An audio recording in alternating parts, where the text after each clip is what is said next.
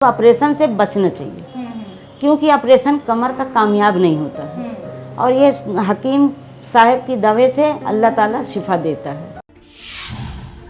नमस्कार, आदाब, स्वागत है आप सभी का हमारे खास प्रोग्राम में। मैं हूं आपके साथ शैलजा त्यागी। दर्शकों, हकीम साहब की पूरी टीम पहुंची है मुंबई महाराष्ट्र, जहां पे बेहद तेज बारिश हो रही है, लेकिन हम नहीं रुक रहे, नहीं थम रहे, क्योंकि हमें मुलाकात करनी है अपने परिवार के उन सदस्यों से जो सेहत और ज़िंदगी प्रोग्राम और सेहत और हिकमत प्रोग्राम का एक हिस्सा ही नहीं, परिवार के सदस्य हैं और हम जानना चाहते हैं आपकी सेहत का हाल। आप हमारे साथ जुड़कर कितने फिट और फाइन हैं, कितने स्वस्थ हो गए हैं, ये सभी बातें हम आपसे करने के लिए आपके घर आ रहे हैं। और इसी दौरान अपने सफ़र की हमने शुरुआत तो मुंबई में कर दी है और मुंबई के भिवंडी में आज मैं पहुंची हुई हूं अपनी पूरी टीम के साथ। और आज हमारे साथ खास बातचीत करने के लिए मौजूद हैं हसीना खान जी। तो चलिए मिलकर उनका बहुत स्वागत करते हैं। स्वागत है मैम आपका, बहुत बहुत आदाब। कैसी हैं आप? अल्हम्दुलिल्लाह ठीक। मैम आपकी उम्र कितनी है? आपके घर में कौन कौन है? 58 है। हमारे घर में शौहर हैं, 3 बेटे हैं, 2 बेटियां हैं, एक बहू है, पोता है जी। हाँ। तो आप घर में ही रहती हैं या बाहर भी कोई कामकाज करती हैं? नहीं, घर में रहते घर में हैं। हाँ रहती हैं। जी। आप हकीम साहब से कैसे जुड़ी? हकीम साहब से यही प्रोग्राम देख के, वो पहले तो ऐड उसमें पेपर में आती थी ना, अच्छा, हाँ। इनके लाभ में देख के तब वहाँ पहुँचे। अच्छा, तो कितने सालों से जुड़ी हुई हैं? 2008 से। 2008 से, जी। तो आपको कैसे पता चला था कि हकीम साहब जो हैं वो यूनानी ट्रीटमेंट बताते हैं, घरेलू नुस्खे बताते हैं? वो ये आपने पेपर में देख के उनके आर्टिकल के ज़रिए? हाँ, तो मतलब यहाँ पे भी उनका आना जाना था। एक अच्छा, कोई है ना वहाँ पे थाना रोड पे। अच्छा। तो मतलब वहाँ पे हम गए ना, तो हमारे शौहर बोल के दवा ले आए, लेकिन मैं बोली मैं हकीम साहब से मुलाकात करके तब मैं उनकी दवा लूँगी। तो मैं वहाँ गई, रई रोड। अच्छा, हाँ, रई रोड गई हूँ, वहाँ पे हकीम साहब से मुलाकात करी, दवा ली। दवा लेके 4 महीना मैं दवा खाई। तो मुलाकात हुई थी आपकी? हकीम की मुलाकात हुई थी, अच्छा, लेकिन अभी जो दोबारा मैं दवा ली हूँ तो हकीम से मुलाकात नहीं हुई है। जी जी। हकीम साहब है ही नहीं यहाँ पर। हाँ, तो आपको परेशानी क्या थी? हमको परेशानी यही थी कि मतलब मैं गिर गई थी। गिरने के बाद मेरी हड्डी में मतलब 3 हड्डी मेरी खराब हो गई है कमर, चौथे में थोड़ा सा दाग है। तो उसका इलाज मैं यहाँ पे कर रही, बहुत करी। डॉक्टर लोग, एक्सरे हैं, खून की रिपोर्ट है, जो भी समझ में आ रहा था कर रहे थे। मैं 8-9 साल परेशान थी।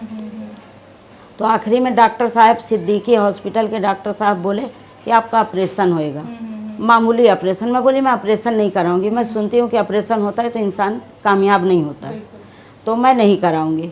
तो बोले बस यही तो बात है, खाली अब एक कैप्सूल दिए और एक दवा दिए कि मतलब यही खाना कैल्शियम का। मैं उसको लेना छोड़ दी, मैं ली नहीं।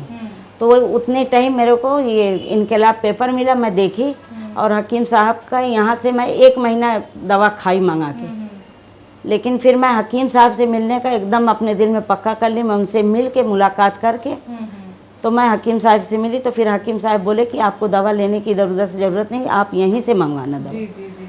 तो मैं अपने भांजे को भेजती थी, 4 महीना मुस्तकिल मैं उनका इलाज करी।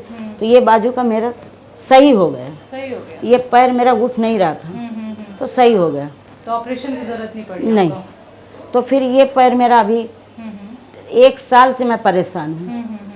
तो दिखाई मैं डॉक्टर को, MRI कराए, एक्सरे हुआ, सब कुछ हुआ। डॉक्टर यही बोला कि नस दबी हुई है। अब बोले जो हड्डी खराब है उसका कुछ हम नहीं कर सकते हैं, उसको जहाँ पे है उसको पड़ा रहने दो, लेकिन जो नस दबी हुई है तो उसको या तो मतलब ऑपरेशन कराओ या तो इंजेक्शन लगाओ। मैं बोली मैं कुछ नहीं करूँगी, ना इंजेक्शन लगाऊंगी ना तो मैं उसका ऑपरेशन कराऊंगी। तो मैं अपने बेटे को मतलब फ़ोन करी, फिर मैं अपने बेटे को भेजी वहाँ पर हकीम साहब के, तो वो दवा किया। दवाई कौन सी आपने ली थी मैम? एस्केयर और आर केयर। आर केयर ली थी? हाँ, एस्केयर आर केयर दोनों दवा। तो इतने सालों से आप जुड़ी हुई हैं, तो आपको ये अब पूरा विश्वास हो गया? एकदम पूरा पक्का यकीन है। तो मतलब मैं ये बोली कि मैं वहाँ की दवा नहीं खाऊंगी। हालांकि अच्छा डॉक्टर है नस का, जी जी, डॉक्टर देशमुख यही भिवंडी के हैं। जी जी जी। तो मैं उनको दिखाई तो वो यही बोले। फिर मेरा बेटा गया, दवा लेकर आया, हकीम साहब जो उनके असिस्टेंट जो भी रहते हैं, तो वो मतलब बोले 4 महीना दवा खाना। तो मैं 4.5 महीना दवा खाई। उन पे मेरे को पूरा पक्का मतलब भरोसा हो गया है कि मतलब मैं उन्हीं की अभी फिर मेरे को ज़रा भी कुछ तकलीफ होगी तो मैं उन्हीं का इलाज करूँगी। जी जी। और ये मेरे को दवा नुकसान करती है। जो आप बाकी लेती हैं। हाँ, जो लेती हूँ मैं, वैसे मैं कोई दवा नहीं लेती हूँ। ठीक है। आपके अलावा भी घर में कोई इस्तेमाल कर रहा है हकीम साहब की दवाइयाँ? मेरी लड़की इस्तेमाल करी है, हकीम साहब से बोली थी 2 महीने की दवा उसको, अंदर उन्हीं जो बीमारी रहती है ना, हाँ, तो उसको मैं 2 महीना उसका इलाज करी थी। आराम है उन्हें? अल्हम्दुलिल्लाह आराम भी है, और बच्चे भी नहीं, वो क्या बाबू वो लेके खड़ी थी ना लड़की, हाँ वही लड़का।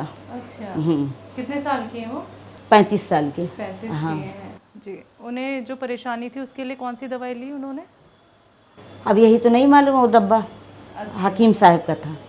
चलिए, आराम है उन्हें। हाँ, उनको आराम है अल्हम्दुलिल्लाह, अल्लाह ताला नियामत से भी नवाजा।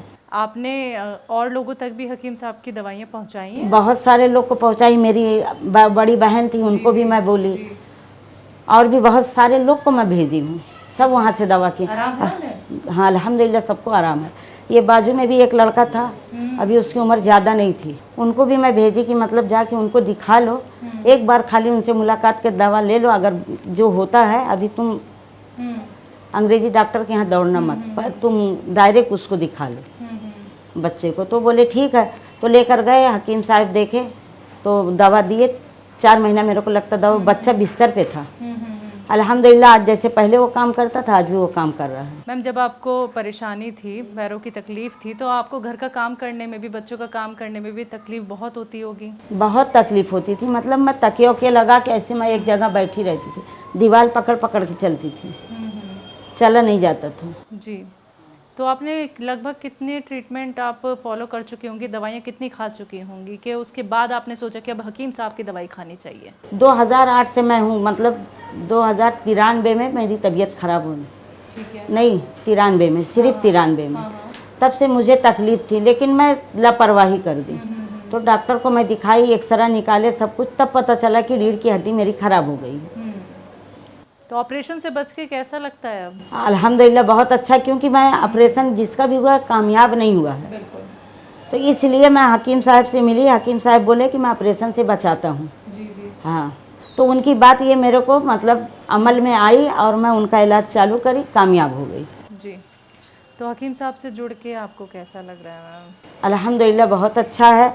अब जो भी मेरी समझ में आता है, जो मेरे को जो कमर की तकलीफ बताया, सीधा रास्ता मैं बताती हूँ, ये चले जाओ वहीं पर दवा मिलेगी, महंगी है लेकिन अच्छी दवा है। घर में भी हकीम साहब के नुस्खे बनाए हैं कोई आपने? कभी कोई नुस्खा ट्राई किया? उसका बनाई थी ना बुकनी, मतलब बुकनी उनकी पता नहीं क्या क्या उसमें सब गोंद वोंद बनाई थी, अभी थोड़ी सी रखी हुई है, वो भी मैं खाती हूँ। वो भी खाती हाँ हैं? खाती हूँ अल्हम्दुलिल्लाह, सब अब सबसे आराम होता है। जो महिलाएं, जो पुरुष आपको सुन रहे हैं, जितने भी हमारे दर्शक हैं वो आपको सुन रहे हैं, और जिन्होंने अभी तक यूनानी ट्रीटमेंट नहीं अपनाए हैं, जिन्होंने अभी तक नुस्खे नहीं अपनाए हैं, बहुत सारे ट्रीटमेंट फॉलो कर रहे हैं, आराम नहीं मिल रहा है, बहुत सारे लोग ऑपरेशन कराने के लिए भी अब चले ही जाते हैं डॉक्टर के पास कि हम ठीक हो जाएंगे, तो एक तो वो ऑपरेशन से बच जाए मैम, और यूनानी और घरेलू नुस्खे अपना के खुद का ट्रीटमेंट वो खुद ही कर लें, कहीं जाने की ज़रूरत ना पड़े, उन लोगों को आप क्या कहना चाहेंगी? नहीं तो मतलब वही है कि जो अच्छा है, मतलब ऑपरेशन से बचना चाहिए, क्योंकि ऑपरेशन कमर का कामयाब नहीं होता है, और ये हकीम साहब की दवा से अल्लाह ताला शिफा देता है। मैं तो यही बोलूँगी।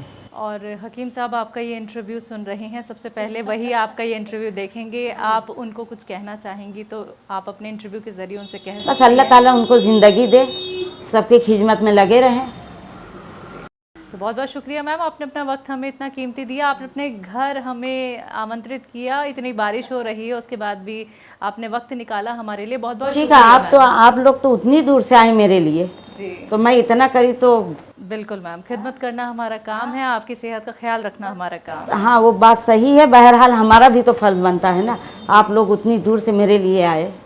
बहुत बहुत शुक्रिया मैम, बहुत बहुत शुक्रिया। तो दर्शकों, आप सभी ने सुना हसीना खान जी को, जिन्होंने बताया कि हकीम साहब से जुड़ के अब वो कितनी स्वस्थ हो गई हैं। तो ऐसे ही आप लोग भी स्वस्थ हो सकते हैं, सेहतमंद हो सकते हैं। हमें फिक्र है आपकी, तभी तो हम आपसे मिलने आ रहे हैं आपके घर पे। ऐसे ही आप लोग भी हमारे साथ जुड़ सकते हैं, अपना ख्याल खुद रख सकते हैं, वो भी घर बैठे बैठे। अगला नंबर आपके घर का भी हो सकता है, लेकिन उसके लिए आपको हमारे साथ जुड़ना होगा, हमारे प्रोग्राम का एक हिस्सा आपको बनना होगा। तो एक बार फिर से मैं हाजिर होंगे एक और नए दर्शक के साथ, तब तक के लिए मुझे दीजिए इजाजत। नमस्कार, आदाब।